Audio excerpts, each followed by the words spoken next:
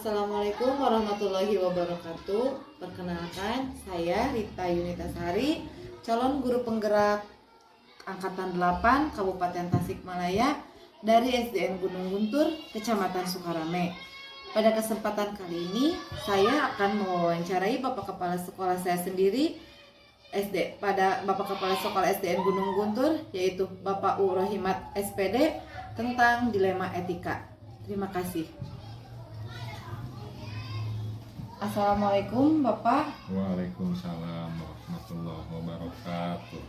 Bapak, maaf saya mau mengganggu waktunya sebentar. Saya mau mewawancarai Bapak mengenai dilema etika untuk memenuhi salah satu tugas saya di modul 3.1.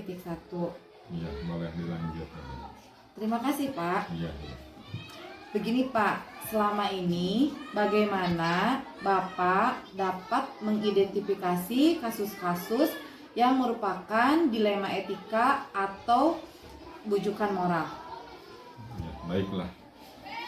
Selama saya bertugas di SDN Gunung Guntur, Kecamatan Sukarame, tentu saja banyak permasalahan yang selama menjadi dilema etika bagi saya selaku kepala sekolah.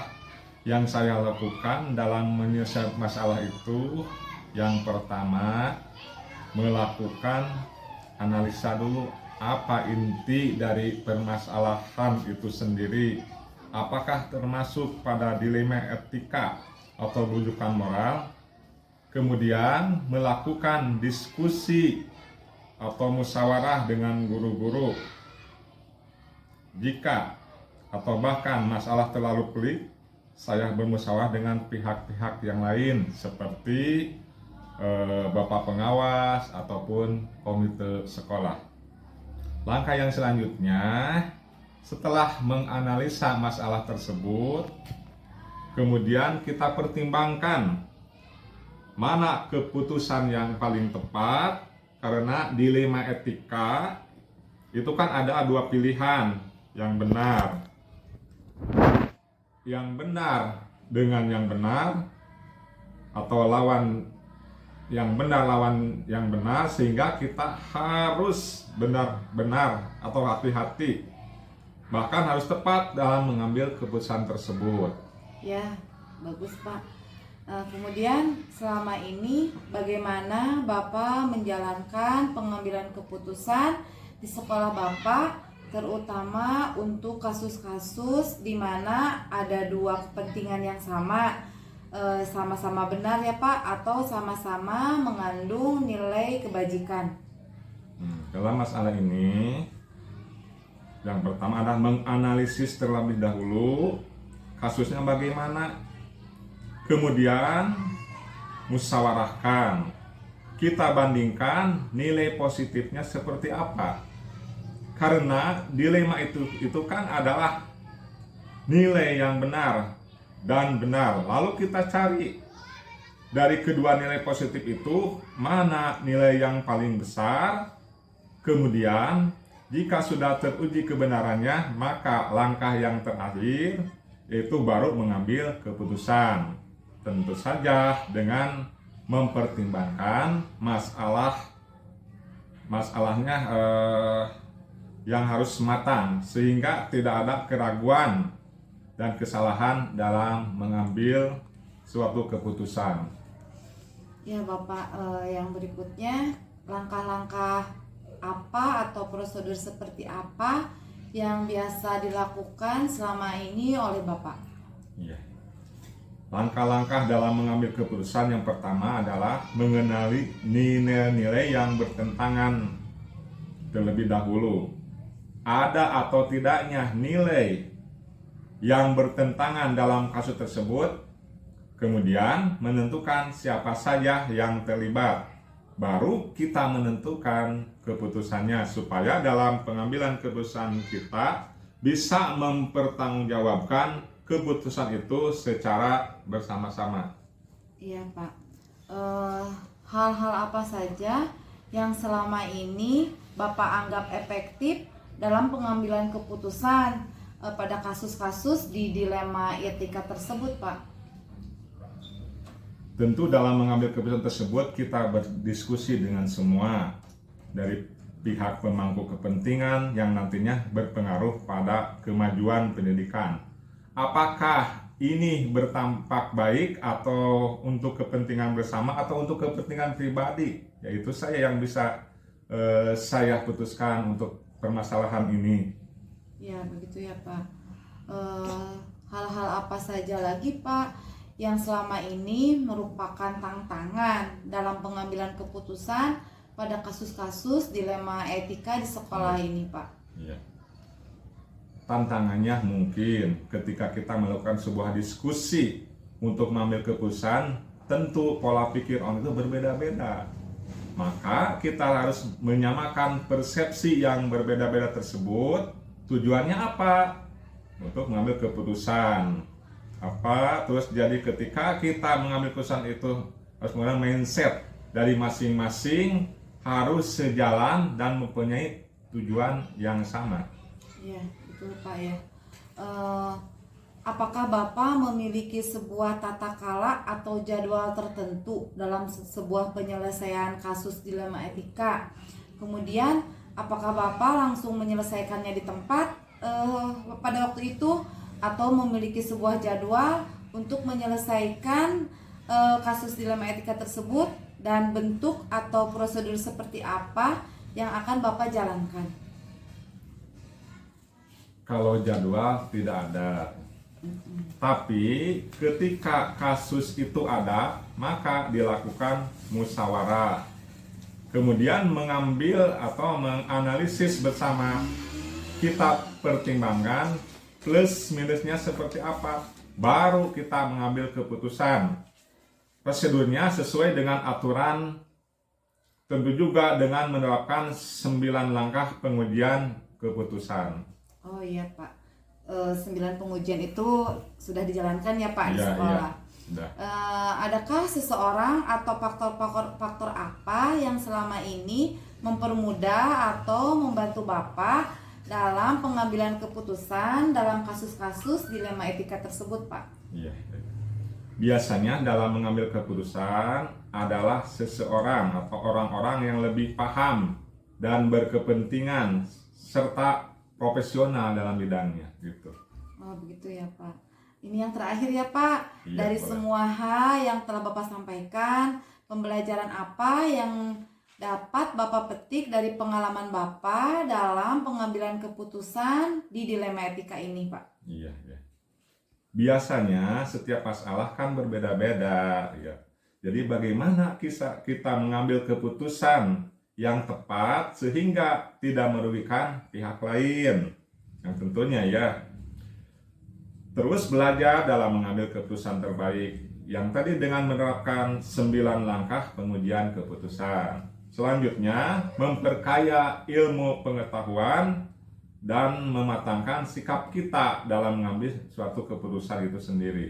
Iya, baik Bapak. Terima kasih. Alhamdulillah ada pencerahan juga untuk saya, di mana nanti saya menghadapi dilema etika, mungkin barusan tahapan-tahapan dari Bapak bisa diimplementasikan pada kehidupan saya di kelas ataupun di sekolah. Terima kasih atas waktunya. Mohon maaf telah mengganggu waktunya. Sekian mungkin pertanyaan dari saya. Wassalamualaikum warahmatullahi wabarakatuh. Terima kasih kembali. Waalaikumsalam warahmatullahi wabarakatuh.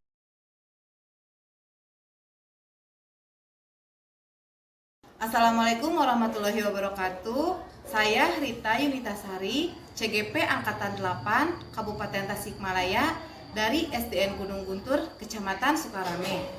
Pada kesempatan kali ini saya akan melakukan wawancara mengenai dilema etika bersama Ibu Kepala Sekolah SDN Ciberi, Kecamatan Sukarame, Ibu Megasari, SPD MPD.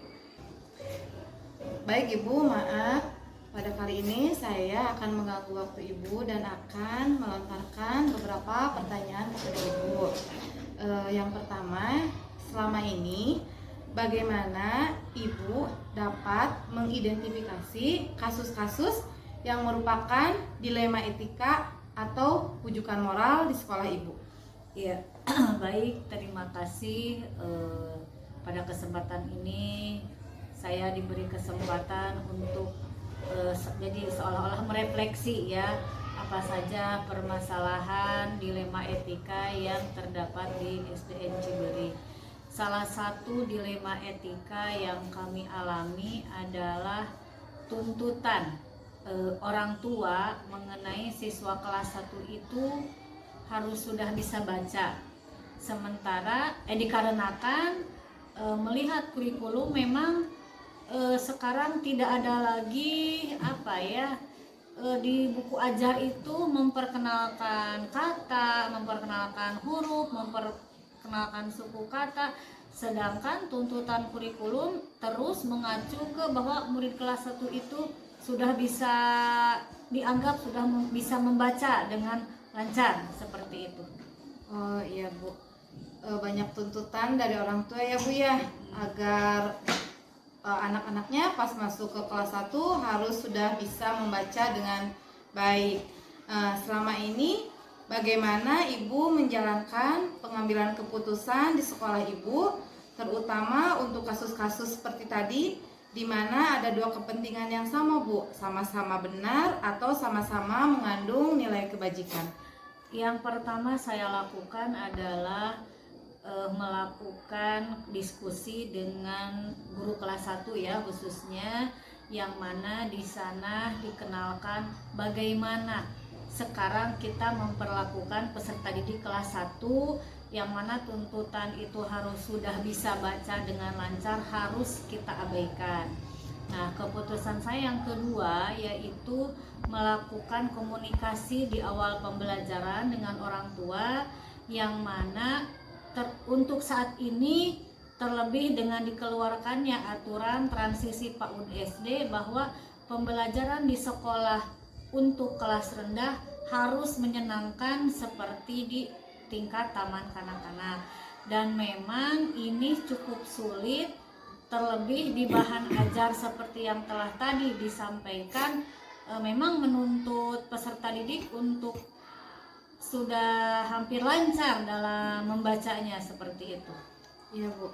Kemudian langkah-langkah atau prosedur seperti apa yang Ibu lakukan selama ini untuk menghadapi kesulitan seperti itu? Langkah yang saya lakukan untuk menghadapi hal tersebut, pertama kepada guru kelas 1 melakukan tes diagnostik, yang mana tes diagnostik itu nanti Bapak Ibu guru kelas 1 mengetahui mana peserta didik yang sudah hafal huruf, mana peserta didik yang sudah hafal kata, yang sudah hafal kalimat. Nah, nanti dengan tes diagnostik itu Bapak Ibu guru di kelas 1 bisa memberikan pelayanan sesuai dengan kebutuhan peserta didik. Terus hal-hal apa saja yang selama ini Ibu anggap efektif dalam pengambilan keputusan pada kasus-kasus di dilema etika? Langkah efektif yang saya tempuh selama ini, yang pertama melakukan komunikasi dengan guru kelas 1, melakukan komunikasi dengan orang tua kelas 1, kemudian melakukan evaluasi bagaimana langkah yang telah diambil itu sudah berhasil atau tidak, yang kemudian dari evaluasi itu bisa menentukan ke depan langkah seperti apa yang mesti Bapak Ibu guru kelas 1 lakukan. Iya Bu. Hal-hal apa saja yang selama ini merupakan tantangan Bu dalam pengambilan keputusan pada kasus-kasus dilema etika? Tantangan yang saya temukan untuk di sekolah saya, yang mana tidak semua pemahaman orang tua itu mengerti akan adanya aturan ya, terutama untuk yang sekarang adanya transisi PAUD SD, kemudian adanya orang tua yang pokoknya saya kelas 1 di kelas 1 harus sudah lancar membaca, padahal kan tidak seperti itu ya, disesuaikan dengan kemampuan dan kebutuhan peserta didik itu sendiri. Iya ya Bu ya. Apakah Ibu memiliki sebuah tata kala atau jadwal tertentu dalam sebuah penyelesaian kasus dilema etika? Kemudian apakah Ibu langsung menyelesaikan di tempat atau memiliki sebuah jadwal untuk menyelesaikannya? Kemudian apa bentuk dan prosedur seperti apa yang akan Ibu jalankan nantinya? Untuk permasalahan ini saya tidak bisa langsung mengambil keputusan saat itu, tetapi ini dilakukan secara berjenjang, membutuhkan waktu. Karena apa? Permasalahan ini merupakan bagian dari permasalahan proses pembelajaran. Ya Bu, terima kasih. Adakah seseorang atau faktor-faktor apa yang selama ini mempermudah atau membantu Ibu dalam pengambilan keputusan dalam kasus-kasus dilema etika, Bu? Faktor yang mempermudah terhadap masalah yang saya alami, yang pertama adalah aturan yang berlaku dari pemerintah untuk saat ini, kemudian sosialisasi dari Dinas Pendidikan yang dilakukan oleh Bapak Pengawas, juga kerjasama dari guru kelas 1 dan orang tua. Dari semua hal yang telah tadi disampaikan, pembelajaran apa yang dapat Ibu petik dalam pengalaman Ibu dalam mengambil keputusan dilema etika? Pengalaman yang saya dapatkan adalah dengan kita melakukan komunikasi, koordinasi, dan mengevaluasi, itu akan menentukan suatu keberhasilan atau suatu penyelesaian masalah, sehingga masalah itu bisa terselesaikan dengan baik tanpa menimbulkan permasalahan yang berarti. Baik Ibu, terima kasih waktunya. Alhamdulillah saya juga mendapatkan ilmu baru dari Ibu. Semoga apa yang Ibu sampaikan pada hari ini bisa diimplementasikan juga di SD saya. Iya, sama-sama. Mudah-mudahan, karena ini dilema etika itu kan merupakan bekal kita ketika melakukan pembelajaran di kelas juga, terlebih untuk seorang pemimpin dalam mengambil keputusan yang tepat sehingga tidak menimbulkan permasalahan yang baru lagi. Baik Ibu, terima kasih atas waktunya. Assalamualaikum warahmatullahi wabarakatuh.